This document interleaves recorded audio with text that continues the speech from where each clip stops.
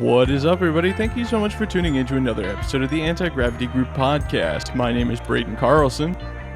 And my name is Taylor. And that's it this week. It's just us. Postart is working on his level 3 project because he wants to have it done for Airfest, where he plans to try and get his level 3. So that seems pretty sensible. And, Matt's just not here. Sometimes that's how it be. Well, he's at a Green Day concert. That is kind of sick. Rumor has it, at least ask Billy Joe Armstrong nicely, you can have his guitar. It'd be so funny if Matt, not even really a fan, ends up with Billy Joe's guitar. He's like, "Whoa, guys, look what I got!" It's a $4,000 custom shop Les Paul Jr. Anyway, we are stalling because we have been stalling on this topic for quite some time. Probably almost an entire year now, people have been asking us to cover this topic, and that is cluster ignition. We'll get into why we have been hesitant to share a whole lot about it. But first, I do want to remind you guys that you only have 5 days left at the time of this being published. Now Taylor's gone. It's just me. You only have 5 days left this Monday, the 26th, that you're seeing this, to buy the Punisher / Arcus Airfest 30 shirt. After the 30th, it's going to be gone forever. So if you want one, get in there. RockyVlogs.com. I think discount code is Airfest30 for free shipping, I believe. It should say it at the top of the page. All right, Taylor, how do we even get into this? I put that maybe we should first talk about how you need to use e-matches for clustering, because that seems to be something that is lost on a lot of folks. It is true. It's nice to have a super high current launch system, but even so, just use e-matches. There was a time period where the type of e-matches we had were trickier, but we're in a pretty good state right now with the e-matches that are available on the market and what you can do with them. So if you're going to cluster any size motor where you can get an e-match through the nozzle, then that's what you should use. The reason being that e-matches are extremely low resistance, so wiring a ton of them together is not going to drastically increase the amount of power that you need to ignite them. Most 12-volt launch systems that you find at like a regular rocket launch, a high-power rocket launch, should have no issue lighting like 10 of them at a time through one set of clips. We've even done, I think we did 4 through the little 9-volt or the little AAA powered wireless system we use for fireworks. They're super low resistance. And I don't know off the top of my head like the range of resistance of an e-match. That varies based on manufacturers and everything, but it is significantly lower than a standard igniter. So there you go. Use e-matches. If you have like a crazy like 48 volt crazy high amperage launch system, you could probably just use regular igniters. But as a general rule of thumb, you want to stick with e-matches. But Taylor, what's the problem with e-matches with lighting a motor? There's not enough special sauce on them to ignite a composite motor by itself, right? Yeah, they're just not zesty. Some propellants you can light with an e-match, like Blue Thunder, the smaller ones, you can get it to work. But generally, it's not a good idea to attempt just using an e-match to light a motor. And I'm going to go ahead and say it's never a good idea to try it if it's a cluster. Unless it's a black powder motor. Right, that's fair. But we all know the best black powder cluster method's the half pound of black powder in the aluminum foil pan. It's louder than the rocket taking off. So yeah, I guess that leads us to where we have been avoiding being for the past year, and we get asked about it quite a bit. It's how do we light the motors, especially on the Arcus had 9 motors in it, and the Punisher had 7 motors in it. And the Punisher is actually one of my favorite videos to rewatch, the slow motion pad cam where you see It's the so bright good. white flash and then just 6 motors all on at once. And then the center motor had a little bit of an issue, but we'll dive into that later. Don't age your red line, people. It doesn't help it light. Yeah, especially if you like burned some special sauce up in there at one point and the motor didn't light. Yeah, don't pre-char your propellant. Yeah, sanding, good. Like pre-burning it a little, not a good idea. Rubbing charcoal dust in it, no, not good. Don't do that one. So the answer, folks, and a lot of you guys know this, and there's even a video of Taylor mixing it, and we tested an E-match before we flew the Punisher for the second time, and we successfully lit all the motors. The answer is that we used copper thermite, and that comes with a pause. Stop what you're doing. Don't start Googling it yet.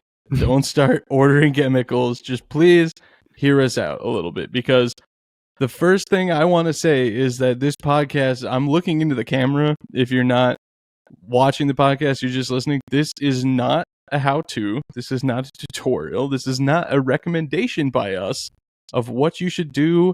And by no means are we telling anybody to go play with copper thermite or mix any pyrotechnic chemicals. I don't know. I think that's as much of a disclaimer as we can possibly give. I actually pretty actively urge people who ask me about clusters not to use copper thermite unless it's absolutely necessary, which we'll talk about here in a little bit. But yeah, do you have any disclaimers or anything you want to throw out there before we dive in a little bit here, Taylor? I mean, you pretty much covered it. I mean, I think we're gonna get into the safety of it a little bit more, right? I mean, yeah. So for those who aren't aware, copper thermite is made with 2 compounds. No, I guess a compound is what copper thermite is. It's copper 2 oxide. And yes, that is how you pronounce that. You do pronounce the 2.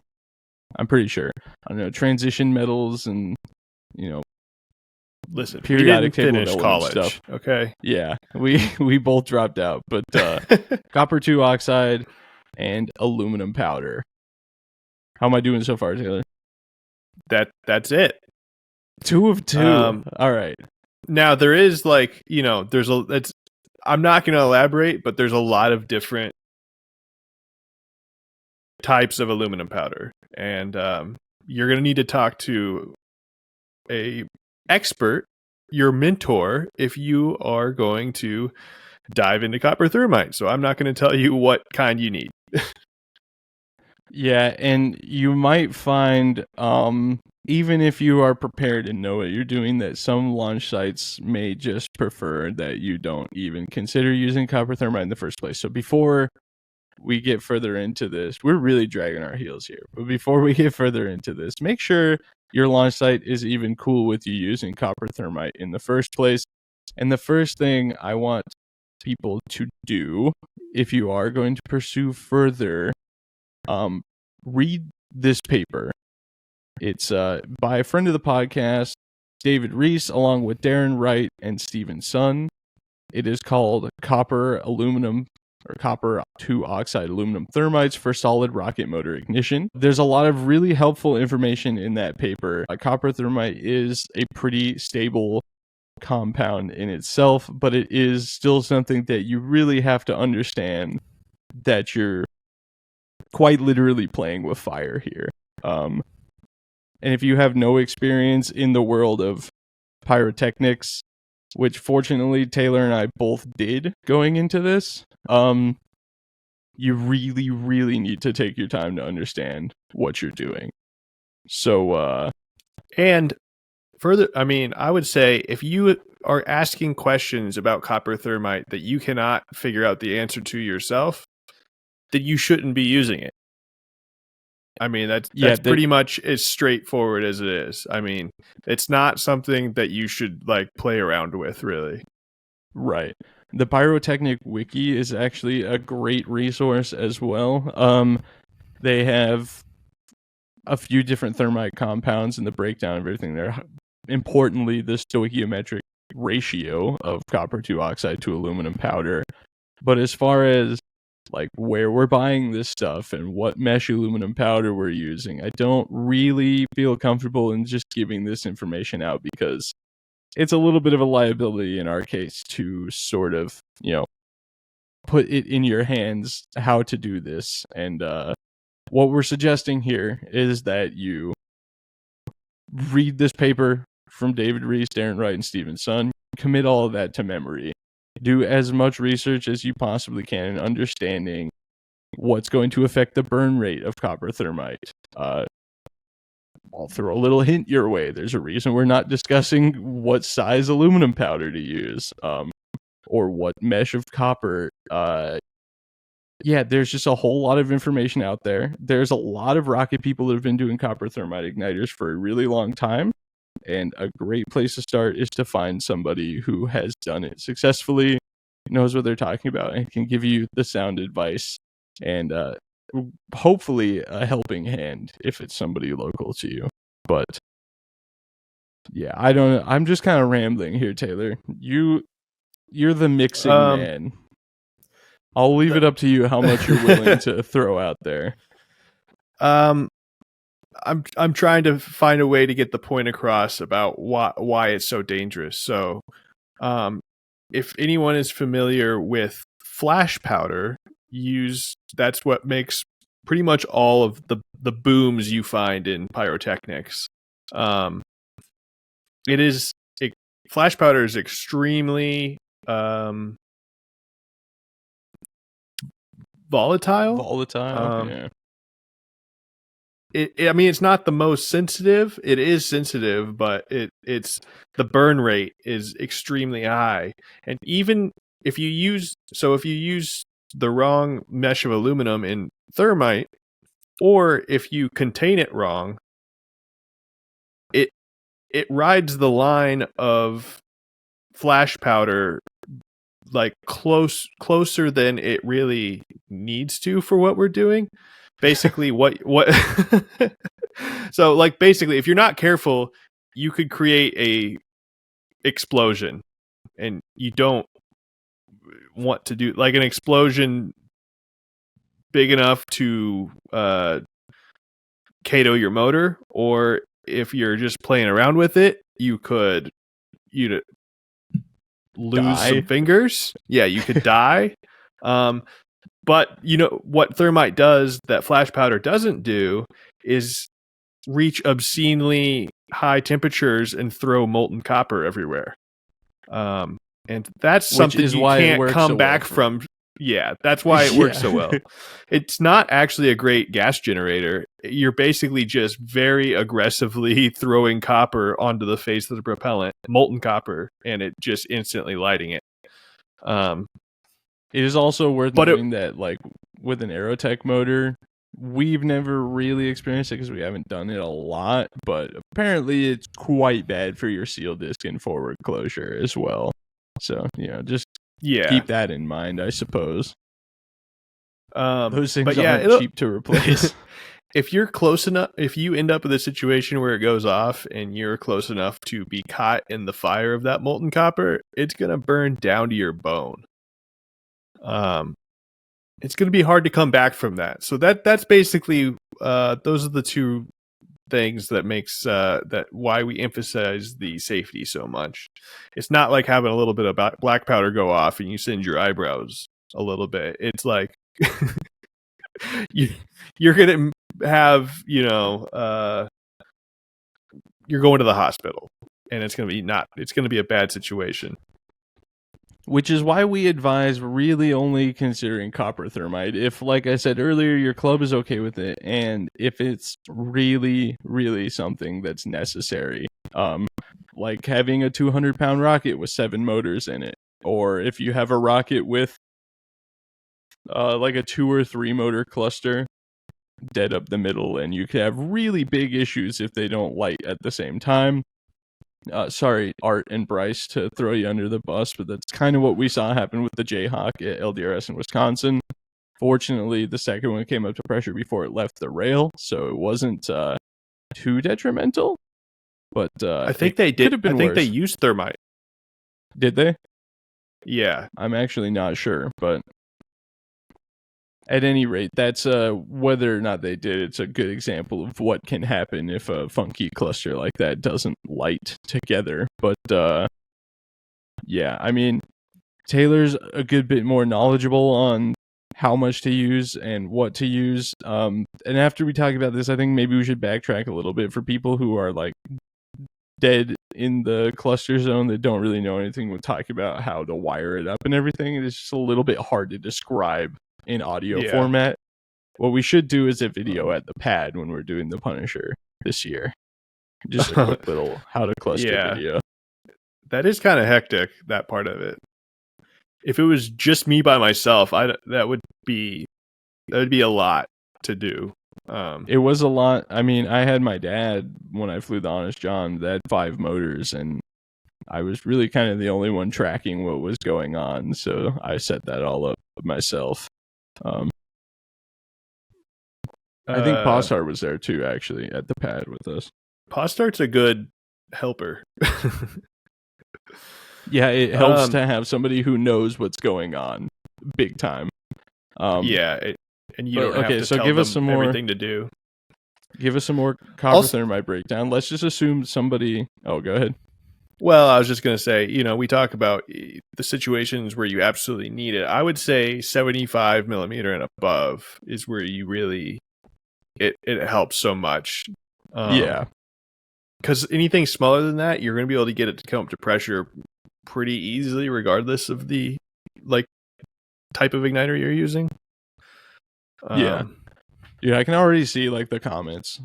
People are gonna be like, "This was completely useless." This is why we've avoided this topic for almost 50 episodes.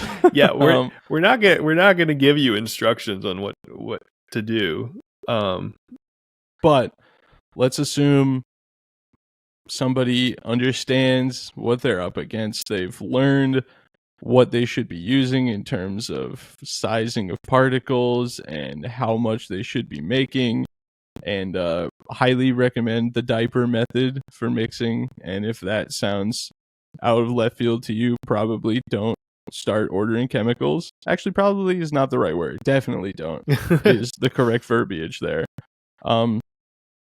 But say you were all locked in here. You've written a couple of things in our notes that I think you should touch on there. So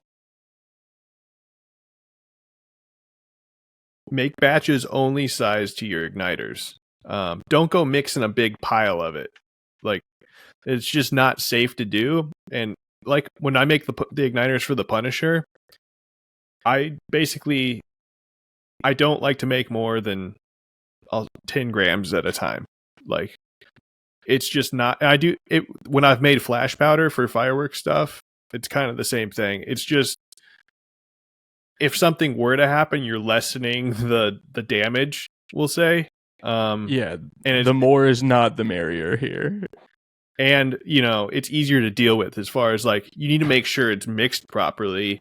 And the less the dangerous part, once either thermite or we're referencing flash powder, it's very similar as far as mixing and the safety of it. Once it's mixed and in whatever you're containing it with, it's fairly stable despite a lot of misinformation out there. It's the mixing that is where things go wrong. So that's where you really need to be. You need to be watch make sure you're nice and grounded, and don't mix too much at a time. That's not to say that you should, once it's mixed, go swinging it around and hitting it with hammers and stuff. It's not. No, really you still shock sensitive. I still treat it as if it could go off at any point, which I think when people talk about to do in the fireworks world, when people talk about dealing with flash powder, it's never lose your fear of it, because that's when you're gonna have a problem. So it's always be a little bit scared. Not terrified, because then you're going to make a mistake, but you just have to have respect for it. and like a lot of it. And so when we've talked to people at launches where we're talking about, I make thermite all the time, and you can kind of tell how people talk about it, whether it's like, do you have the respect for this, or are you treating it like, woo, this is fun? It's just right. Yeah, it's all fun in games to play with chemicals until something goes wrong. But yeah, I mean, definitely when you're mixing it, like, safety glasses is a phenomenal call. I actually just got a pair of prescription safety glasses from Zenny, and it's a game changer for like power tools and stuff like that. Yeah, it's sick.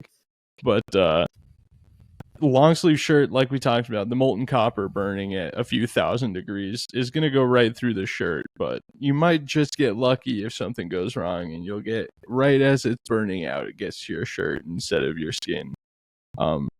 Regardless of whether it's actually going to help you. Honestly, if you're, I don't have one, but you should have a face shield, honestly. Yeah. Yeah. But you should get one of those. I should, yeah. It'd be good. Yeah, there's actually a really great video of you making thermite igniters not wearing any safety gear, which is a great point of reference for people to go check out and go, don't do this. Got it. Yeah. In that same video is actually a great, because that's where we tested one in your yard, and I think there's a decent amount of confusion. The Mythbusters used thermite every once in a while, and there's that great clip of them cutting a car in half with thermite, and I think people get a little confused because there are very different thermite compounds. And it took like 20 minutes for this thermite to burn end to end and get through this car. That is not the deflagration rate, if you will, of copper thermite. Yeah, the standard, when people talk about thermite, I think everyone thinks of the iron thermite, which is just like about the opposite end of the spectrum burn rate wise. Right. Yeah, and so say you've made it all the way through, you're competent enough to make the igniters, and someone told you, just do 1 gram per 1,000 Newton seconds to size it. That is not a good rule of thumb. It will work, especially on the smaller end of things, but when you get to the bigger end of things, that's like you're gonna oversize your igniters like drastically. And people have had KATOs from it, right? Especially in like 6-inch motors. We actually just saw that exact thing happen at FAR this past weekend. Oh, really? If what I'm told is to be believed about what he used to try and light the motor. It was crazy though, because it just KATO'd right immediately off the pad. Yeah. And the rocket landed and broke everything off of it. And when he picked it up, none of the propellant was burned. So I was like, what happened here? And somebody said, he used thermite, like a lot of it, for a 54 millimeter motor. And it was a 54? Yeah. So I'm not sure if that's really what went down, but that's what I heard. But that is a great example. I believe remember the was it Full Scale Honest John? Balls 2004. Don't quote me on this, but I believe that might have been thermite problems that caused that to KATO. Yeah, I was gonna say, if it's a P motor, they're putting what? It was a 35 cluster. grams. Oh, well, yeah, but in a 6-inch motor. Yeah, 35 grams each or whatever. Yeah. Yeah, that's insane. And so like you said, it is like 3 ounces, which the problem is if it's too oversized, you're putting it in basically a confined space, which is the core of the propellant. So it's like you reach this threshold where it becomes like, if it's just a little bit too big, you might have problems lighting the motor, where it lights and it's so aggressive that it just blows everything.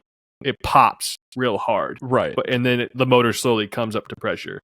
If you size it above that, then the motor will just explode. Like it'll just disintegrate. Overpressurize. Yeah, Yeah. overpressurize. Not It's the EX word. yeah, exactly. And like you said too, it's really easy to over confine it. It's just like flash powder. It does not need a lot of confinement. I feel like we're gonna So take some flack from people who know what they're talking about with copper thermite for comparing it to flash powder, but it is like the easiest thing that people who don't have a lot of experience in the world of chemicals and mixing to kind of relate it to. With flash powder, if you just put it like open, it's like a flash pot, right? Right. If you confine it, it makes a becomes sharp a B bang. word. Yeah. And we did a lot of testing with thermite because we wanted to get it when we started doing the copper thermite. We wanted to make sure we were confident in the construction and it working the way we wanted to. And it's like there were some instances where we used methods that I know people have used successfully, and basically it was like a small firecracker. And I was like, that is not what we want. No, it's not what you finally want. You want a poof, not a bang. Yeah, think of like the magician's like cotton, like noise. That's kind of what you're after. But yeah, so like we said, best thing to do, find somebody who's already doing it, read up on safely mixing chemicals and understanding the effects of different sizes of particles and how it's going to change your burn rate and everything. I feel like I'm not saying enough, and at the same time just kind of rambling. I'm just like, I don't know. Yeah. Well, we're trying to keep our names clear here, okay? Just don't play with copper thermite unless you really, really need to have a use for it, or you really have a use for it. And don't play with it is not the right verbiage. I mean, that is verbiage. Don't play with it at all, even if you have a flight that copper thermite would really be beneficial. And for all the angry people in the comments that say that they've done it the way we say we're telling you not to and everything's been fine. Okay. I mean, that's fine. It doesn't mean that that's the right way. It means it's worked. Right. So, yeah, I mean, well, there's videos of people on YouTube sitting on the ground in their driveway and smashing whistle mix into 1 pound rockets. So things work, but basically you need to operate under the assumption that something's going to go wrong and prepare for that. Even if it never does, and it probably never will, you need to be prepared for the instance that it does. And yeah, take every precaution necessary, like even if it seems absurd. Take every precaution that you can. yeah, I guess that's what I'm trying to say. So I don't know. Can we move on? This is why we didn't want to talk about copper thermite, because we rambled for 20, 30 minutes about it, and probably just gonna make people mad. But we've addressed it, and now we can move on to some other methods of clustering or quick ignition of rocket motors, or good for some of this is good for staging and different things too, because it comes down to quick ignition, low current. Right. So there's lots of ways to do that without using there's lots of ways to do that without using copper thermite. Anyway, go on. Now that we've talked about it, don't use it, and here's what you can use instead. I think we should backtrack a little bit on the wiring. I just don't. It's really hard to describe, like I said, but with E-matches, it doesn't matter. There's no left or right side, right? But you need to dedicate a left or right wire from each E-match in each motor and really keep track of that, because what you don't want is to accidentally put both leads from one E-match on one alligator clip. I don't know what the right way to word this. You want one lead on one alligator clip and another lead on the other, just like any other time you're hooking up an igniter. But you want to separate every single E-match. make sure the leads are separated and organized from each igniter. Which sounds ridiculous, but you end up in a situation where you have like 9 long e-match wires just And they're all the dangling same there. color. And yeah, then suddenly you're like, oh, this is kind of just a rat's nest, and you could pick these, pick the wrong wire, or get confused. So what we do is try to limit the amount of people in the close vicinity when the actual like igniter installation, at least when we're doing thermite. But even so, that's a good idea on a big project. And so usually I'm the one putting the igniters in, and we have someone else organizing the wires, and that works pretty well. So it's like that way the person putting the igniters in isn't worried about that part of it, getting flustered with wire organization. You can just hand them a wire and they go, okay, I have right wires in my right hand and left wires in my left hand, and these will go to like the separate clips. Yeah, it's a very easy concept, and when you have more than 2 motors, it becomes very easy to mess up. So it's just concentrate and make sure you definitively have each end of each e-match and know that you're not accidentally crossing things up there. But yeah, somebody asked me about that. They're like, well, once the e-match is in, how do you know which side is which? I was like, that doesn't matter. You're just completing a circuit here. But also don't I know some people like e-matches sometimes are used in series. I would not recommend that for our purposes. Oh yeah. Because there can be issues with that. And we have enough current that you can just put them in parallel. I don't know why I couldn't think of that. Yeah. And they'll ignite no problem with 12-volt launch system. So dude, this is why we're not teachers, and this is why we just dropped out. I spent like the past 5 minutes explaining left versus right, and we could have said, why are the e-matches in parallel? Boom, we're done. These guys are idiots. Yeah, I love when people ask. Thanks for tuning in, everyone. I can't believe anyone listens to this. People ask me for advice and stuff. I'm like, I don't know, man. Ask like an actual engineer. Ask the YouTube guy. Yeah, exactly. That being said, we haven't had quote unquote fan mail. That's what Buzzsprout calls it. That makes me feel uncomfortable for some reason. But if you're listening on Apple Podcasts or not iTunes, damn it, I try and say iTunes every time. Spotify or literally any Odyssey, whatever. In the description, there's a link to shoot us a text message. You can just text us and we will read your message or reply to any questions on the next episode. Or you can reach out to us at contact@aggpodcast.com. Now that we've talked about clusters, copper thermite, how to wire everything up, let's talk about not using copper thermite. And it's worth noting a good example of not using copper thermite and having success is my Honest John. I flew that on an M650, 2 J570s and 2 J350s, and there was no copper thermite in there. But what was in there is my first on the list of recommendations. Actually, both of the first two. But first, we're going to talk about BKN03. And there is all sorts of information that can be found out there in the pyrotechnic world for BKN03 as well. A lot of people like compress it into pellets, but the simplest way to have BKN03 at your grasp and use it effectively for quickly lighting a rocket motor is to order Procast from Quick Burst. It is amazing. It basically just comes with a binder, like these little balls of some sort of adhesive. You mix it with acetone. Is it nitrocellulose? Oh, okay. So it gives you Viton pellets that you basically dissolve, and that's the binder. And then it's potassium nitrate and B boron.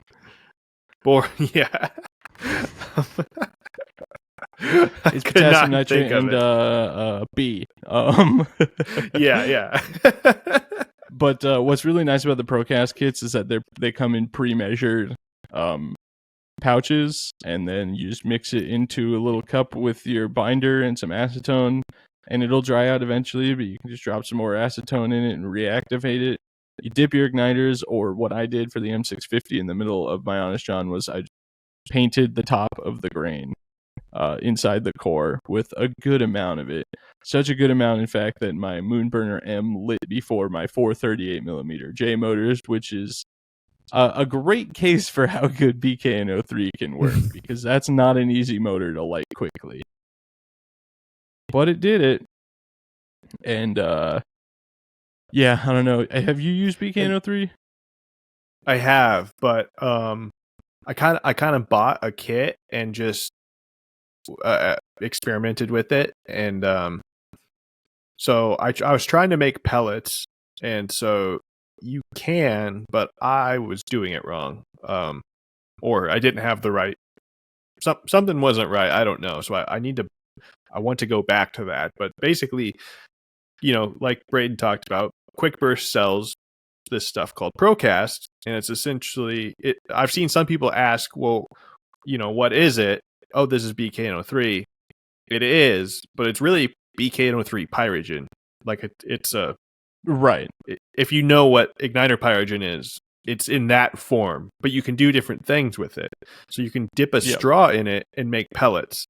And you can make a little pellet basket and use them that way. And that's a good way to size the igniters properly for big motors, because BKN03 is really, really efficient at lighting the motors. You need very little of it to do what it needs to. And they actually comes, I believe in the instructions, there's a formula or maybe a download on the website for figuring how much you need based on the core volume, which is kind of what you should do for all motors. Right. If and like all ignition systems, like copper thermite. So that's what I do on the copper thermite, because really what it comes down to is it's the time it takes to light the motor is based on the core volume and the surface area of the propellant. And so particularly with, like, unlike copper thermite, BKN03 is a great generator of gas. And so it is helping the motor come up to pressure as it's burning, and it does it very well. So it's actually probably in a lot of ways better than copper thermite. You just need to size it properly. And we haven't tested enough to feel comfortable with really big motors yet, but hopefully we can continue to test more with it. And I would like to get to a point where we can just use BKN03 because it's a lot safer. Yeah, well, I mean, that's up for a debate as well. Some people are, there's arguments to be made either way. But what I should say quickly about BKN03 Procast specifically is I'm going to order some right now because the Quick Burst website is gone. There's a different URL for it. I think it's quickburst.us now, and it's like really broken HTML. Quickburst.net is gone, and I reached out to David Batchelder and did not hear back from him as to whether or not it's still available. So there are some available from Chris Short, csrocketry.com, on his website currently that may be subject to change based on whether or not Taylor and I buy the last two that are there. But as of right now, Chris Short has them available on his website, and there's a couple other sellers that have it as well. But here's hoping that Quick Burst is still kicking and you can still get a hold of it, because losing that would be mighty unfortunate.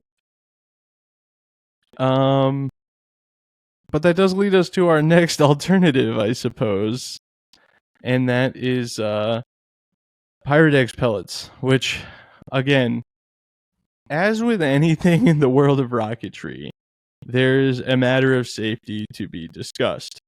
And there's a story in particular with Pyrex pellets that is worth keeping in mind when you are using them. If you're not familiar with John Williams and his story, from what I understand was that the whole tub of Pyrex pellets was ignited by accident, but he got very severely burned. There was a GoFundMe, and you can actually find him on TikTok. He did video updates as he was healing and everything. So very fortunate that John made it out of that without severe, I mean, it was severe damage, lasting severe damage, I guess. I know he's still out flying rockets, which is great. But yeah, take everything very seriously. Pyrex burns really, really fast, but it does come in precast pellets, and it is super, super nice. One thing that I particularly love about how big are the big ones? 50 caliber. Oh yeah, Half inch. I couldn't remember how they were measured, but like perfect for a J570 or J350. You basically just wedges sideways right in the core of the top grain, and matches light Pyrex pellets really, really nicely.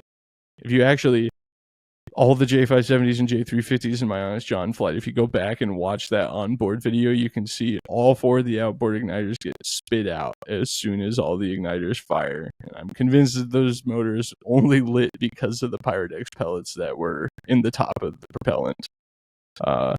So yeah, spicy igniters just tried to pressurize the motor and kick themselves out the back. I'm really glad there wasn't a bunch of brush over there or something, because that could have been pretty gnarly. Also, when we flew the Arcus last year, the 8 outboard motors all used Pyrex pellets, and they all came up to pressure basically the same time. Yeah. That's only the center motor in the Arcus flight had copper thermite in it. A couple people asked about. I get people asking about sizing and everything quite often, and I usually am like, you don't want to talk to me about this. So we don't have to have the whole 35-minute copper thermite discussion again.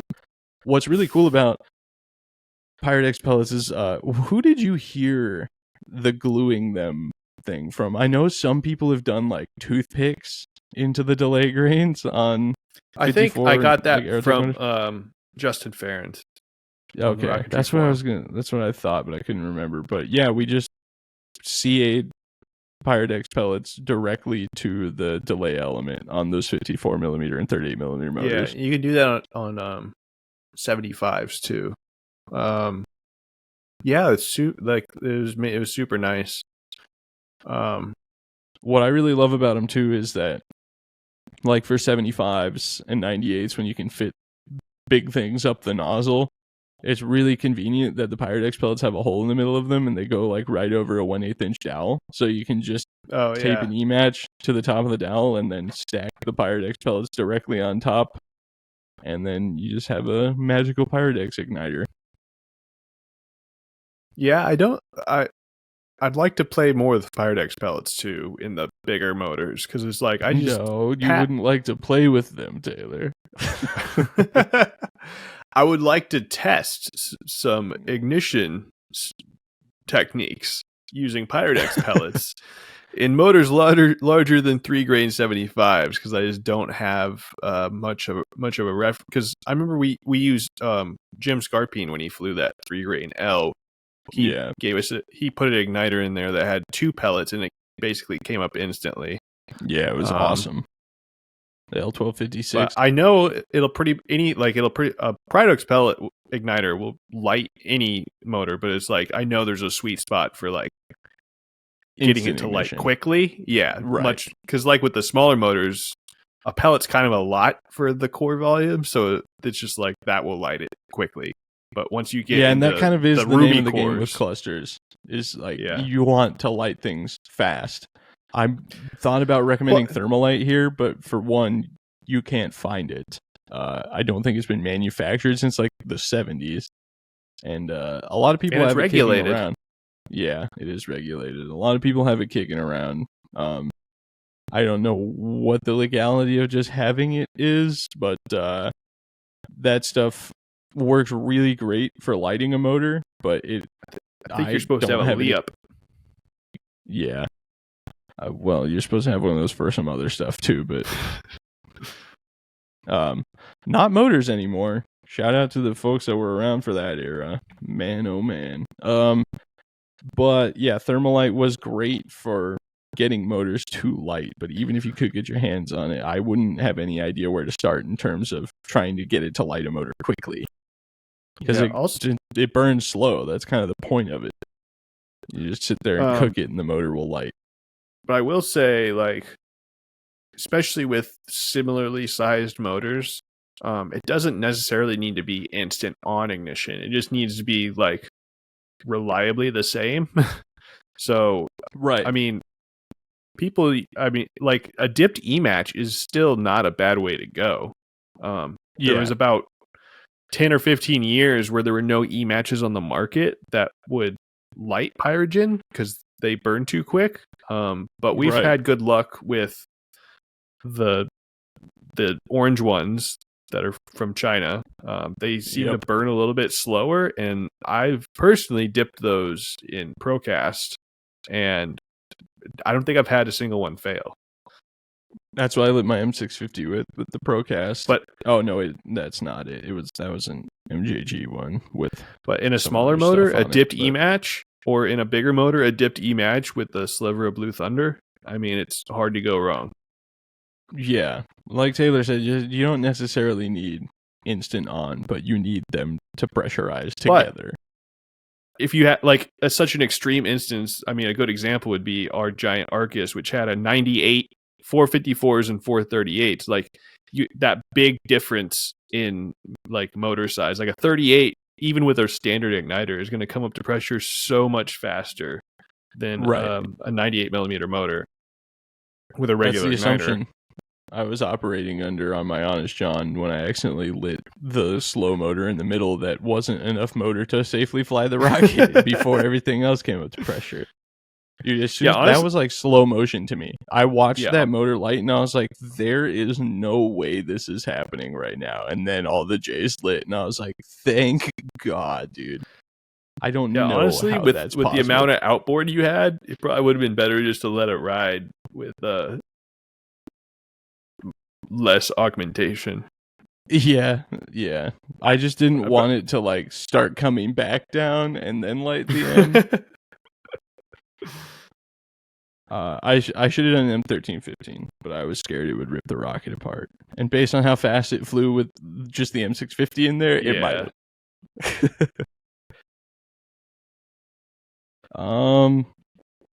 What else? Grain preparation is what we want to talk about next. But yeah, Pyrodex pellets, a very easily accessible and very easy to use solution for cluster ignition and just for lighting motors in general. But again, be careful with it as with anything else in rocketry. You gotta have some respect for what's in front of you. Yeah. So grain prep, I guess, is what we're going to talk about next, which is sanding of propellant faces and cores lightly, but you're basically exposing fresh AP, which will make the motor easier to light, especially if there's getting rid of that oxidation that could be on there. Hopefully there isn't any, but especially like white lightning with all the magnesium and stuff, it definitely oxidizes. Or like an N3300 that you flew for the second time because it didn't light the first one. Yeah. You know what's bad is I sanded the whole, well, the best I could because it was glued together, but I sanded the whole core. And it's sanding dowel. Huh? Yeah. I have a sanding dowel now too. Yeah.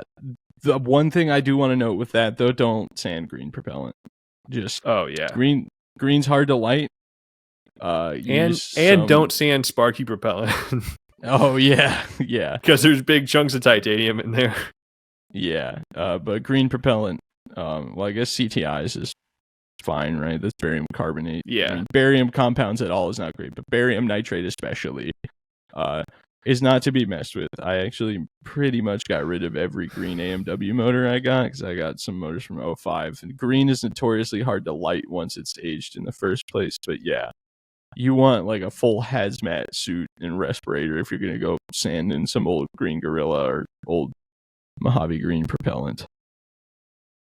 I know that's going to be a whole thing too. People are like, nah, I've been making green motors for 20 years. But, whatever. It's nasty stuff, folks. But yeah, sanding propellant, always a good idea. It's never a good idea to breathe in any propellant dust, I should specify, which I feel like goes without saying. But, if it's a barium nitrate green motor especially, the ones that you want to huff and eat are like White Lightning. Blackjack is a good one to just snack on. Yeah, Blackjack is it's like a summer sausage. All right. What do you have? You have paint the top core with Pyrogen here. We kind of talked about that a little bit. Yeah. I don't think either one of us has good advice for how much you should be using. I think the quick answer Enough. to how, I was going to say, enough is good, but too much is possible, as I learned with the M650. Generally, I would say not more than half of the top grain. Like, that's probably like pushing it. I don't even know if I had that much in the M650. Yeah, but I mean, well, if you're using it up pretty thick.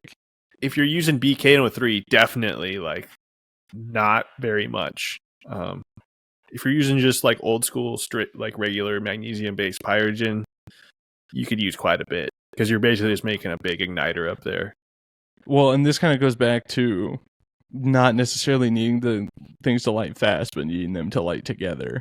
And if you can be consistent with the amount that you're using in similar motors or the same motors. The nice thing about part of the problem with cluster ignition is like you run the risk of igniters being pulled out before they have lit the motor. So if you paint a little bit of Pyrogen up in the core with lights super easy and you can get that to light, the motor will light. It's just, how long will it take for it to come up with pressure? Right. And yeah, I don't know. It's a tough thing. I feel like we didn't even address like cluster basics, but I feel like we kind of came into this under the assumption that people would generally know like the E-match wiring stuff and that like smaller diameter motors are going to pressurize faster than bigger motors 99% of the time, and you should have enough thrust to weight to safely get the rocket off the pad, even if your M650 lights first. So, one of those do as I say, not as I do type moments. But yeah, just consistent ignition is the key here. So if you're going to paint the cores, try to at least use a consistent amount for the same motors that are there. And for anyone that's thinking about a cluster of 3 motors in a triangle, I rarely see it work out well. I don't know why I thought to bring that up, but I've just seen so many rockets that just kind of do a land shark with one motor that had a 3 motor cluster.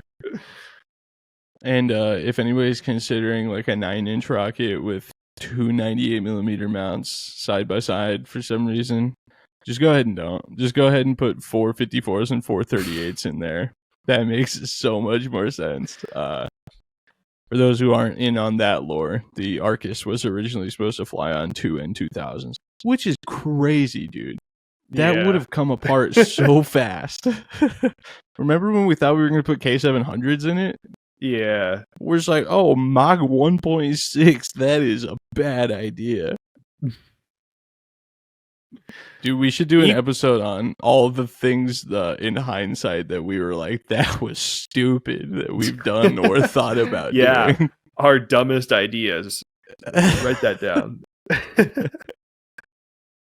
We haven't even done one of our dumbest ones yet.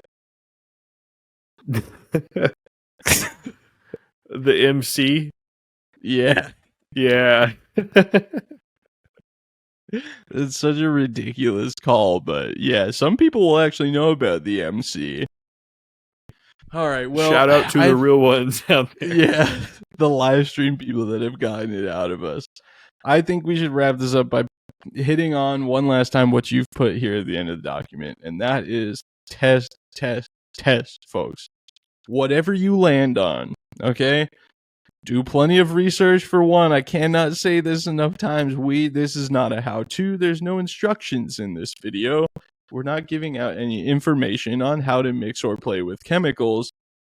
But whatever you land on, make sure you understand what it is that you're using, understand how much you need, and understand how much or how you land on how much you need, and test everything. With copper thermite, like we said, test things out in the open. Make sure you don't have more of a kaboom than a little poof. With BKN03, I lit a couple igniters just to make sure the way I had everything drying was going to hang out. I was really afraid that if I dipped the E-match, it was just going to crumble off. Yeah. You gotta take your time with these things. These aren't things that you should be trying to sprint through. Test your igniters by themselves and make decisions based on that and revisions if necessary. And once you're happy with that, fly a single motor rocket. Just do a simple flight using a motor maybe that you're going to use in your cluster, and see how that goes, and see if you're happy with that. And once you get that to sorted out the way that you want it to, then you can go and you'll be ready to do your cluster without worrying about, will this all work? And for the people who are like us, I know you think you have time. Okay, the launch is 2 months away. Test stuff right now. Go out there and do the thing, man, because before you know it, that launch is going to be tomorrow, and you're ground testing stuff at 2 a.m. and ripping rail buttons off your Honest John. Yeah, don't procrastinate. And don't get your information from people on YouTube or podcasts. Yeah, in general. If you listen to a podcast episode with 2 college dropouts telling you how to make copper thermite, which we didn't do, what if there was another episode with 2 people that are similar to us and they're giving you instructions on how to mix chemicals? Go ahead and just stop what you're doing. Yeah, there's nobody I want to throw under the bus either and be like, hey, reach out to this person if you want some info on copper thermite, because most people also play it pretty close to the chest. Like, if you show them that you know what you're doing. Yeah. It all comes down to, like, do your homework. Like, whatever it is that you want to do your homework and be safe about it. And people will help you if you show that you're taking it seriously and being safe and that sort of thing. All right, before we go, I forgot, but I just remembered that we have a couple comments from Patreon on the cluster discussion, and I did want to, I'm not going to single the guy out, but it is publicly on Patreon right now. He said, as for copper thermite, just get a thermite kit like this, and sent a link to an iron oxide thermite kit from Skylighter. Somebody else who uses copper thermite also did this, and yeah, I don't think there's any net gain from misleading people down the wrong path if they're curious about it. Don't do that. There's no, like, oh yeah, this is similar, but it's not what I use. Like, and not applicable for what we are doing at all. Right. I don't even know if an E-match would light iron oxide. I don't think it will. You need a primer. Yeah, so don't buy the starter kits from Skylighter. Don't buy iron oxide thermite kit. That is not where you want to start. Copper 2 oxide and aluminum powder is what you should know from the beginning. Beyond that, Uh, do your homework, as Taylor said. Joshua Smith says, I built a Lock Ultimate PK66 a while ago, but have yet to fly it at all. Do you have any recommendations for first flight and, more importantly, for a 7-motor flight? I don't have 7 29mm cases before you ask. I actually have only flown 38mm plus motors, and I have one 29mm case, an old Monster 2900 that's never flown that I bought in 2008. I plan to at least get a 29mm 2960 360 combo or similar. Though I can get 2 360 cases for about the same cost as the 60 360 combo. I would recommend, which I don't know. Did you say what? So the Lock Ultimate has 6 29s, right? Or no? Yes. 7. Yes. Oh, it's one in the middle? Yeah. I think it's 7 28 in the middle or not. Okay. What I would do, what I recommend is use a reload in the middle. With a pellet, a Pirate X pellet in the top core, and use an E-match to light that. And then a pellet's tough in 29s, though. You have to break it. You have to cut it. Yeah. And basically, on small motors like that, it's just like the smallest piece you can get to wedge itself into the core is basically the right size. Non-sparking cutting tool, by the way. Yeah, we should specify. And then for the outboards, just a dipped E-match in each one. And I would use a motor with a like, I wouldn't use like an EconoJet that has the I wouldn't use a C-slot motor. Try to get a I was just gonna say, with any 29, like, you're gonna struggle to get a dipped E-match in there. I would say they need to be G motors to get a dipped E-match in there. Because I did the J800 2 G80s at LDRS in Lucerne with my 2 air starts after that didn't air start. But the G80 is not an easy motor to get E-matches into. I did use another substance for getting them to light faster, but it was something that I could drop in the core first and feed the E-match in behind it, because just a plain E-match by itself was tough enough to get through that core. So yeah, just keep that in mind. 29 clusters are difficult. Like, there's a fine line of what's going to light a cluster successfully and what you can fit through the nozzle of a 29mm motor. Yeah, I don't know the nozzle size, but my gut for I know you could on a modern G80, the core burning one. Yeah, but maybe the G7, the G74 fast white 2-pack. I don't know what they're called now. What they keep changing the name of it, but they were Econo Max, I think. They're the higher impulse ones. But those are core burners, and I think they have a decent sized nozzle. So I would look into those. Also, definitely take into consideration how your Lock Ultimate was built, because if you're putting an I and 6 G motors in it, it might be the last thing you ever do if they all light.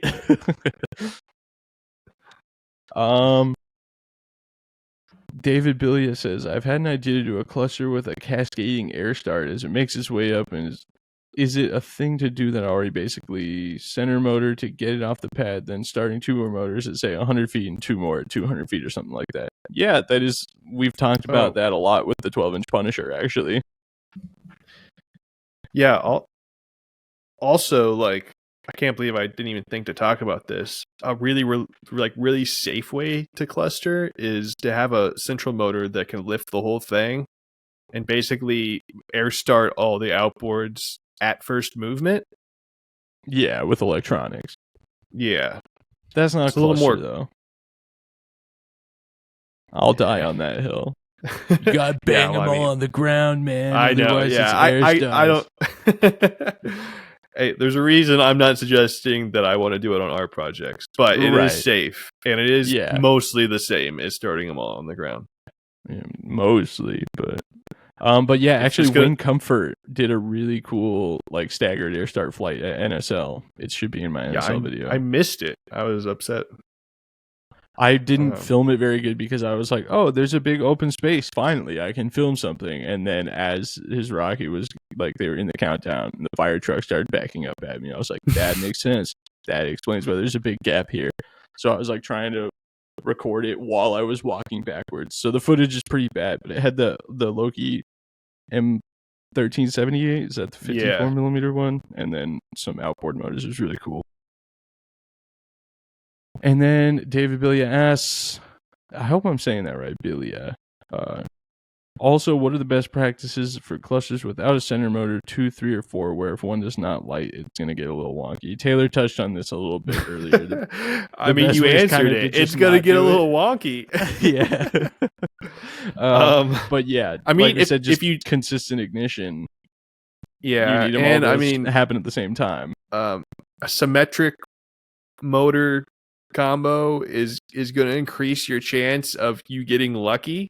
I mean, we can attest to that because our first flight on the Big Punisher, all the motors didn't light, and we got lucky in the way that they did. It is worth noting, though, we've talked about that before. What we don't really talk about is how one side was K's and one side was L's. Like, one side definitely had a good bit more impulse. But and a lot more thrust. It was just close enough that the rocket still flew pretty straight. Yeah, 500 pounds of thrust on one side and 700 on the other. Yeah. So there is a little bit of wiggle room, but we're really not advocating for exploring that too much. Although Chris LePanzi used to do that with his Deuces Wild. He would fly it on, or I think Tom Binford has done it a few times as well, where the motors were just like very close in impulse. Oh yeah. Oh, so it was two different motors. But yeah, I mean, basically the best practice is keep it as consistent as you can and do your best to ensure they're going to come up to pressure at the same time. Don't mix motors if you're relying on all of them lighting exactly the same time for safe flight either. Oh, yeah, we kind of skipped over a lot of the basics. If you're like, there's certain propellant types that are easier to light than others, and if you're gonna mix propellant types, then make sure like the center motor or whatever, your most, if you have a setup like that, make sure that's not like a blackjack or something.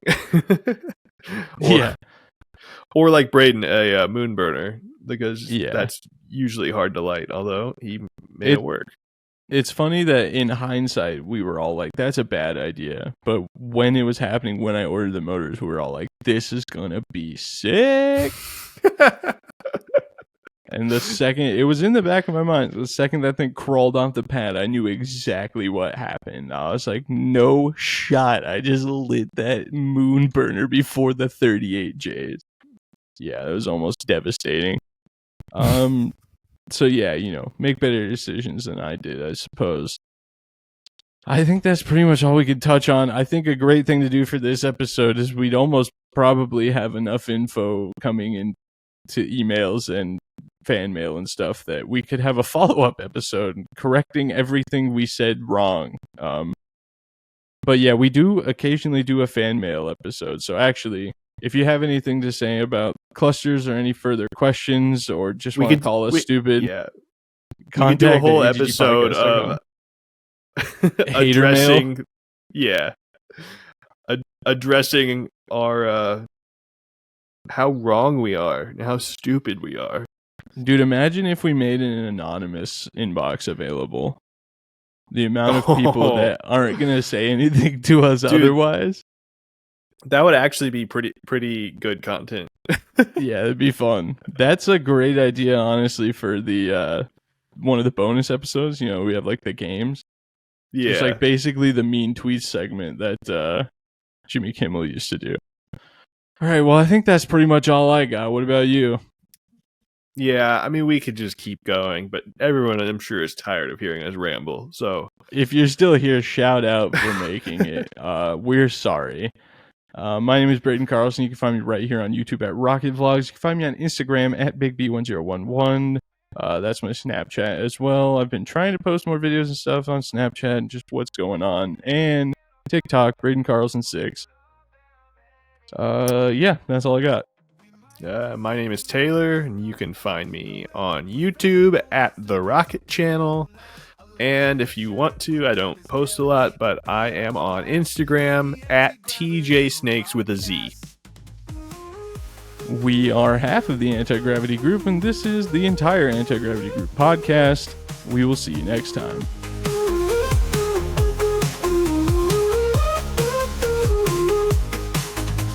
We might just hear from Nigel the Rocket Cat. Load up the professional masterpiece, you can bet on that. A launch and a chat with them is guaranteed to be a blast. It's the Anti-Gravity Group podcast.